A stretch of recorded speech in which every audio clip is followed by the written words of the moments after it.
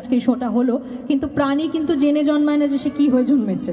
তাই জন্য আমাদের কাছে সবাই সমান। আজকে যারা পেট ডগস এসছে, প্রথমে বিঙ্গো, সন্দীপনকে বলবো বিঙ্গোকে একটা মেডেল পরিয়ে দিতে আমাদের তরফ থেকে।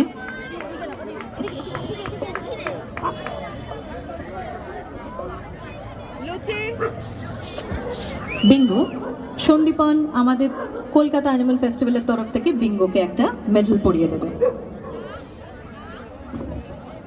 Mama, go that side.